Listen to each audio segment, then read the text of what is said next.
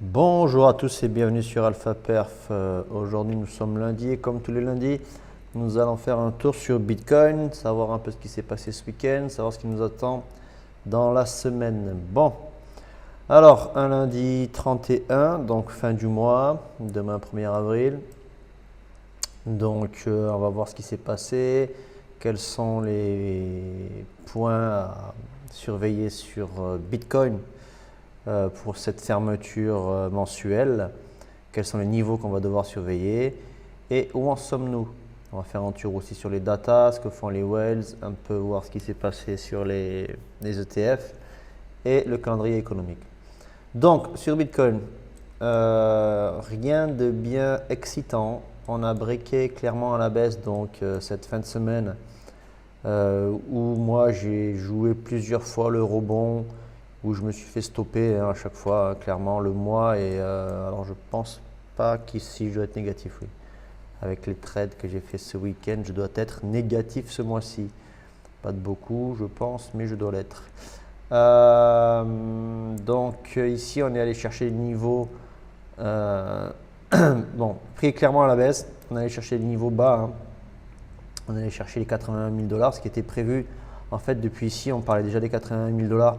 Mais j'ai été un peu, moi personnellement, hein, j'ai été un peu biaisé par ce canal qui me donnait toujours l'espoir d'une réaccélération, enfin du moins d'une dernière prise de liquidité. Pourquoi? Parce qu'on a beaucoup de liquidités qui nous attendent ici, hein. On a énormément de liquidités en haut là. Si on regarde les zones, clairement, tout ça, enfin, voilà, tout ça là, c'est de la liquidité. En descendant, on a créé beaucoup de liquidités aussi. Là, ici, enfin bon, là maintenant on en a sur ces zones-là. Enfin, voilà, c'est un marché assez piégeur, hein. Tout ça, c'est des zones de liquidité à aller chercher. Et sachant qu'on peut aller encore plus haut parce qu'il doit y en avoir encore qui nous attendent et qui n'ont pas été bougés. Et pour quelle raison? Parce que le marché a été très shorté. La semaine dernière, le marché a été très shorté et on n'a pas chassé les shorts, hein. On n'est pas allé faire de short squeeze encore. Alors, est-ce que ça montre qu'il y a vraiment un désintérêt total sur ce marché-là? Donc, même les whales ne cherchent plus à aller, sont carrément sortis et ne cherchent plus à aller squeezer les, les gens qui sont en position et qui sont gagnants. Il y a beaucoup de shorts, hein. Donc les shorts sont gagnants là, hein, tranquillement, hein. Depuis ici, le Bitcoin est shorté, est clairement shorté. Donc depuis, enfin c'est pas normal, hein. Je vous le dis franchement, pour moi il y a une manipulation. Alors on est en train, évidemment des longs sont rentrés là, des longs sont rentrés là, ainsi de suite. Donc ici on a la liquidité, là aussi, là aussi. On est en train d'aller la chercher.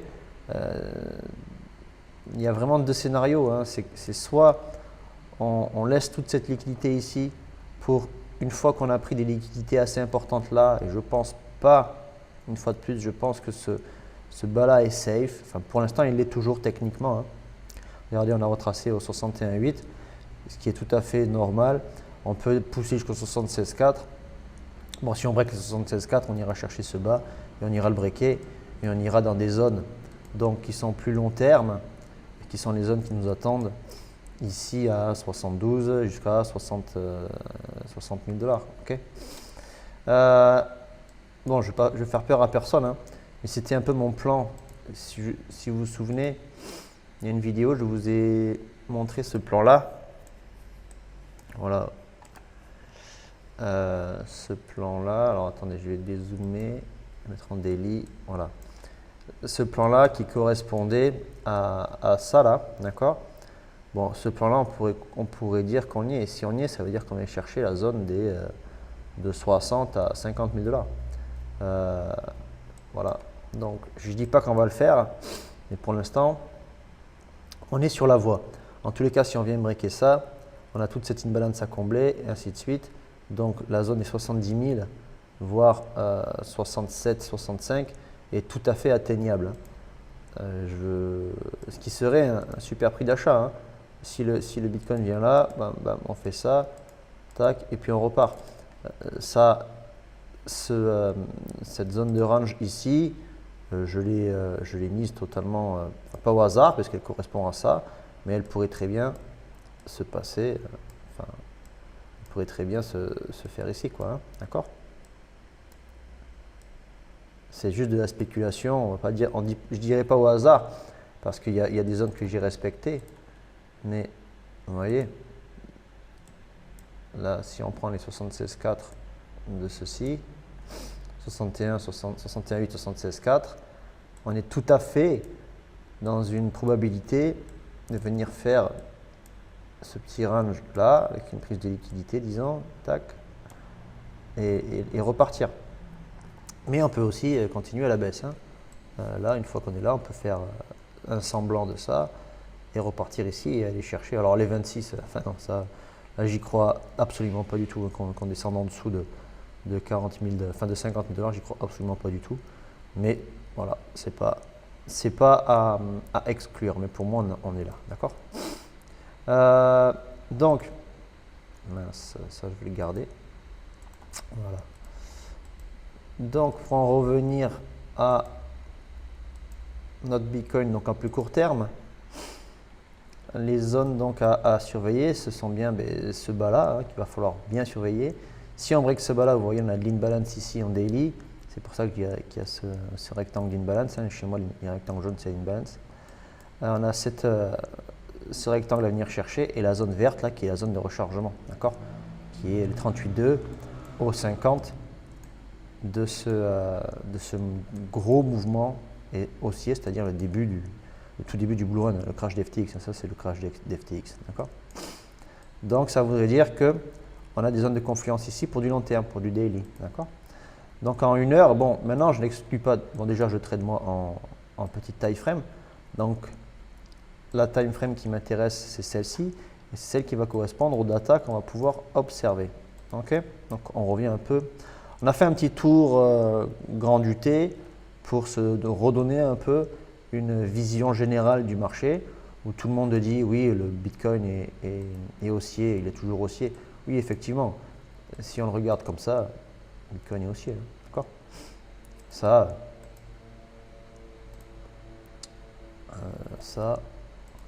c'est très haussier, ok. Et pour ne plus être haussier, il faudrait que ça, on vienne ici, donc je vous parle de 46 000 $, et là en weekly, voilà, et là en weekly le Bitcoin changerait de tendance, d'accord. Mais on est loin d'en parler, les 200 j'en parle même pas parce que c'est absolument pas une unité de temps que je travaille, d'accord. Mais bon, la généralité du Bitcoin, oui, elle est haussier, hein, si vous voulez même en monthly c'est haussier. En 4 heures par contre, en 4 heures, pour moi on est baissier, hein, on est clairement baissier, d'accord. 4 heures c'est ça, hein. Donc pour moi en H4 on est baissier, en H1 on est baissier aussi, H1 c'est ce mouvement là, et en 15 minutes on est baissier aussi, d'accord, et en 5 minutes on est baissier également, d'accord. Donc il sera plus facile de chercher un short ou un retournement. Mais le retournement, ça fait plusieurs fois que je me fais stopper, parce que je l'attends depuis un moment. Il va bien finir par se retourner le prix, ça c'est sûr, mais quand, je ne sais pas. Donc pour l'instant, je ne vais pas jouer de retournement tant que je n'ai pas des signes bien clairs. Donc ces 61,8 ont été pris, ont été touchés. Ici, il me semble qu'on avait donc un OB qui a été pris aussi. Ici, on a un autre OB qu'on peut aller chercher. Bon, voilà. Pour moi, maintenant, je vais voir comment le prix doit réagir. Mais si on vient chercher ces zones-là des 83, 84, 83 500, 84, j'ouvrirai un short pour revenir chercher la zone ici des 76,4. D'accord? Ça sera plutôt mon plan, disons, début de semaine. Maintenant, on va regarder un peu les liquidations. Liquidation, vous voyez, en bas, on n'a plus grand-chose. Je vais mettre en 3 jours. Je me mets en 3 jours. En bas, on n'a plus grand-chose pour ne pas dire qu'on n'a plus rien. Et en haut, par contre, on a beaucoup de liquidités qui nous attend des 84 000, des 80, ouais, 4 000, 85 000 jusqu'au 87, voire plus. Et si je me mets en une semaine, là, ça va vous faire peur. Voilà. Bon, c'est la même chose en fait, ça va vous faire peur, mais c'est la même chose. On a beaucoup de shorts à liquider. Donc pour moi, ce short squeeze, c'est une histoire de temps. Tant que le Bitcoin est long, que les gens long pour aller justement chercher ce short squeeze, les longs vont alimenter parce que les gens font ce que j'ai fait, l'erreur que j'ai fait. On se positionne court terme pour un départ rapide de ce short squeeze et on met des stops assez proches, ce qui fait que le prix prend les stops, prend les stops, prend les stops. Même s'il y a peu de stops, il les prend et ça l'alimente toujours. Il les prend, il les prend, il les prend, il les prend. Il descend tranquillement, vous voyez. Pris les stops, tac, il a pris les stops tranquillement, tranquillement, tranquillement, tranquillement. Il arrive à s'alimenter tranquillement en descendant en palier assez facile à respecter sans avoir besoin d'aller chercher cette liquidité. Donc là, ici, les exchanges gagnent de l'argent, d'accord? Parce que même s'ils perdent, parce que bon, il y a peu de shorts, il doit y avoir peu de shorts qui se ferment, donc pas de prise de bénéfice, mais eux là, ils font prendre des stops, donc les exchanges font en sorte que des ordres soient déclenchés. Donc eux, ils prennent tous les fees, d'accord? Donc ils se font de l'argent tranquillement là, tranquillement. Jusqu'au moment où ils vont se dire, ça y est, maintenant, on va arriver sur des points d'intérêt qui sont dangereux, parce que ça va être des points d'intérêt de prise de bénéfices, comme justement les 61,8, ça c'est un point dangereux. Pour tous les gens qui ont shorté là, c'est un point dangereux pour les exchanges, parce que là, ils vont dire là, ça va rentrer, ça va prendre du bénéfice. Deuxième point, donc les 76,4, ok. Et troisième point, évidemment, le break ici, d'accord. Donc là, les exchanges peuvent se dire, ah, on arrive dans des zones dangereuses, les gens qui sont en short ici vont prendre du bénéfice, donc nous, on ne veut pas les payer, donc on va de suite les squeezer. Et en plus, s'ils prennent du bénéfice, ils vont fermer leur position, c'est-à-dire qu'un short qui se ferme, c'est un rachat. Donc, on va voir le prix qui va remonter de manière automatique. Là, les exchanges peuvent pousser et aller fermer tous les stops qui, eux, avaient décidé de prendre leurs bénéfices ici. D'accord? Je ne sais pas si j'ai été clair, mais ça, c'est tout à fait une probabilité qu'il faut observer dans la psychologie du prix et le fonctionnement général du prix. Tous les shorts qui vont se fermer vont faire remonter le prix parce qu'un short, c'est un rachat. Enfin, un short qui se ferme, c'est un rachat du coin. D'accord? Donc les liquidités, on a vu, on en a beaucoup en haut qui nous attendent. Qu'est-ce qui se passe sur les contrats? Mais on voit que beaucoup de contrats se ferment, alors que ce soit des contrats qui se ferment en longue. Alors ça, c'est des shorts qui se ferment, ça, c'est des longues qui se ferment, ça, c'est des shorts qui se ferment. Bon, là, il ne s'est rien passé. Ça, c'est des shorts qui se ferment. Non, c'est des longues qui se ferment, pardon.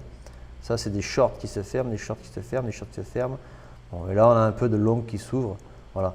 Bon, après, là aussi, vous voyez, on a un petit peu de longues qui sont ouverts, ainsi de suite. Bon, partout, on a des positions qui s'ouvrent, qui se ferment. Mais dans la généralité, on va faire, là, on va se mettre en 1 heure. Hein. On voit clairement que les contrats sont désintéressés et le funding baisse. Donc, bon, il y a tout qui se ferme, hein, soit du long comme du short. Ça, c'est du long. Voilà. Mais il y a, je pense, une majorité de shorts qui sont encore ouverts. D'accord? Et ce qui est aussi intéressant à voir, c'est que le CVD, le CVD, il est clairement à la baisse. Il suit le volume qu'il y a sur le spot est décroissant. Il n'y a aucun rebond. Il n'y a pas envie de racheter du tout du Bitcoin. D'accord? Donc là, on voit qu'il y a une majorité de shorts. Non, c'est 50-50. Voilà, on a 50-50. Il y a autant de longs que de shorts ouverts. Ici, là, ça sur les contrats dérivés, on voit qu'il y a plus, en 4 heures, il y a beaucoup plus de longs qui sont ouverts. Voilà, et en 1 heure aussi. Donc ça montre que quoi? Ça montre qu'on peut continuer à descendre parce qu'on va squeezer ces longs, jusqu'au moment où ça se reverse. D'accord? Quand on aura enfin plus de shorts ouverts, là, on peut faire un short squeeze. D'accord? Là, c'est 50-50. Les traders se battent, les shorters les acheteurs contre les vendeurs. Ils se battent, c'est du face à face et c'est celui qui tiendra le mieux. Mais le prix est quand même poussé à la baisse puisque le CVD, c'est-à-dire le spot, pousse à la baisse de son côté. Donc on va plutôt dans le sens du spot. D'accord. Qu'est-ce que font les whales? Alors, prend un peu de temps à charger. Allô? J'ai pas les whales. Si, elles arrivent. Ok. Oh, c'est long, non? Ok, donc les whales, là je suis en 1 heure. Bah, bon, après c'est week-end. Hein.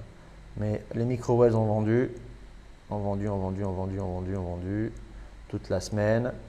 Ce week-end, il ne s'est évidemment rien passé. Les whales ont vendu toute la semaine. Ce week-end, il ne s'est rien passé. Et les retails achètent depuis le top. Depuis le top local. Les retails ont acheté tout ça. Moi, je ne critique pas parce que j'en fais partie. J'ai acheté ici, j'ai acheté ici et j'ai acheté ce week-end ici. Voilà. Mais bon, j'ai revendu parce que j'étais stoppé à chaque fois.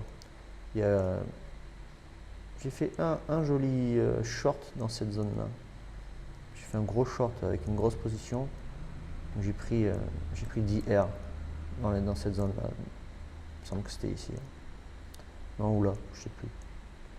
9 R j'ai pris, 9 R et quelques, presque 10. Enfin bon, c'est pas le sujet. Donc on voit que, une fois de plus, hein, quand eux vendent, il faut rester à la vente, hein, c'est tout. Hein. Donc dans votre stratégie, dites-vous bien que si eux vendent, cherchez du short. Ne cherchez pas à vous retourner. Une tendance, elle continue tous les jours, elle continue. Elle se retourne une seule fois. Si elle se retourne, c'est un coup et puis c'est parti, quoi. Sinon, c'est des faux retournements, d'accord? C'est plutôt des entrées, c'est des cadeaux pour re-rentrer en short, ça. Vous voyez? Ça, c'est un cadeau pour rentrer en short, bam. Ça, c'est un cadeau pour rentrer en short, bam. Voilà. Ok? Voyez-le comme ça. Et si vous avez du mal à le voir, moi, il y a un truc que je fais régulièrement, c'est ça. Hop. Voilà. Qu'est-ce que vous faites là? Vous avez envie de short? Alors maintenant, oui. Mais là, quand c'était comme ça, vous avez plutôt envie de long pour continuer à être dans le train. Ok? Quand vous êtes là, bam, on pose un bottom, là, regardez. C'est un joli bottom. Bon, il aurait pu prendre l'OB, mais c'est un joli bottom. Là, il y a de la tendance. Ici, si c'était en long, plus facile de long ici. Hein. En long et on part. Donc, dans la réalité du prix, vous voyez, je suis avec une charte à l'envers. Dans la réalité du prix, on part en short. Là. Voilà, on cherche des shorts. Bam, on cherche des shorts. Bam, on cherche des shorts. Bam. Voilà. OK? Et ici, je vous dis franchement, même si une fois de plus, on est sur une zone technique intéressante, mais je vous dis franchement, tac, tac, et tac. Moi, je vais chercher un short maintenant. C'est tard, c'est trop tard. C'est clairement trop tard pour shorter, mais à petite unité de temps, je vais voir ce qu'on va chercher comme point intéressant. Donc sur le Discord, vous pouvez me suivre sur le Discord, je vais donner mes OB, enfin toutes mes zones intéressantes sur lesquelles je peux chercher des setups. Et une fois que j'aurai des zones intéressantes détectées, je vais attendre des setups dedans et je vais attaquer en short. Mais je suis capable aussi de rentrer en long si je vois que j'ai de la puissance haussière et que j'ai des data surtout qui me montrent que le prix va se retourner pour aller chercher des points plus hauts ou mettre en place ce gros short squeeze qui pourrait enfin nous amener dans la zone des 90. Et tout le monde l'attend ce short squeeze, donc pour l'instant c'est mort, d'accord? Voilà. Les ETF, qu'est-ce qui s'est passé semaine dernière? Nos data, d'accord, c'est génial. Voilà, bam. Et vendredi, on ça a un petit peu acheté et ça c'est vendredi. Le 28, ouais, c'était ça, c'est vendredi le 28. Ça a vendu vendredi. Voilà. Donc on voit clairement qu'il y a du désintérêt sur les ETF aussi. D'accord? Qu'est-ce qu'on va avoir donc cette semaine? On a le PMI demain. OK. On a, comme toutes les semaines, le chômage, le taux de chômage. Et on a un discours de Powell vendredi. Ah, un peu de volat peut-être pour vendredi. OK. Bon, enfin rien de bien spécial. À surveiller toujours les annonces géopolitiques et politiques avec Trump. Mais on n'a rien de bien spécial sur la semaine. Un petit peu de volate, quoi. Il y a quelques annonces qui peuvent être intéressantes, notamment le discours de Powell, on ne sait pas ce qu'il va dire, on verra. Parce que le discours peut être différent de ce qu'on pense par rapport aux chiffres qu'il y a eu la semaine dernière. Donc à surveiller quand même. Mais vendredi, bon, en plus, enfin, chez moi, c'est tard, 7h30. Donc ça pourrait être un point intéressant à surveiller parce que le discours est relativement tard. Pour faire un vendredi où tout est permis, quoi, hein, le vendredi avec la grosse bougie verte qui met tout le monde en charge le week-end pour faire enfin un short squeeze et voilà. Mais bon, j'espère pas, enfin c'est pas que j'espère pas, c'est que je vais pas attendre ça, d'accord? Mais je vais y faire attention, je le garde dans un coin de ma tête. Voilà, donc j'espère que j'ai été assez clair. N'hésitez pas, donc j'ai un Discord sur lequel je discute de mes stratégies, de ma manière d'analyser, des petites analyses que je fais. Je fais des lives quand il y a du monde qui est intéressé et qui a du temps. Ben, je fais des lives sur des analyses, des prises de position. Là, je prévois de faire un live sur un peu une vision des alts que je trade, d'accord? Il y a quelques alts alors j'en parle pas sur YouTube, mais il y a quelques alts où je me positionne. Enfin, tout ça, en fait, c'est les alts que je surveille. Hein. Enfin, pas que je surveille, mais sur lesquels j'ai des points d'intérêt suivant le narratif, d'accord? Donc voilà, ben, comme je dis, hein, likez. Si vous avez aimé la vidéo, ben, likez. Même si vous n'avez pas aimé, likez quand même. Hein. Laissez un commentaire et puis ben, moi je vous propose vraiment de venir sur le Discord, c'est gratuit. J'ai une petite introduction au trading court terme discrétionnaire qui est gratuite aussi. Il suffit de s'inscrire sur MEX avec mon lien d'affiliation et trader sur MEX. Faites votre KYC, trader sur MEX et vous avez accès à ma formation. Et je suis en train de préparer une masterclass pour former et apprendre vraiment aux gens qui me suivent ma stratégie de trading avec évidemment les choses les plus importantes qui sont le risk management et le mindset, comment garder un mindset correct et, voilà, et bien gérer votre capital, votre trading en général. Voilà, bon, j'espère que vous avez apprécié la vidéo. Bonne semaine à tous, bon trade et puis on est censé se revoir peut-être mercredi. Allez, ciao, ciao.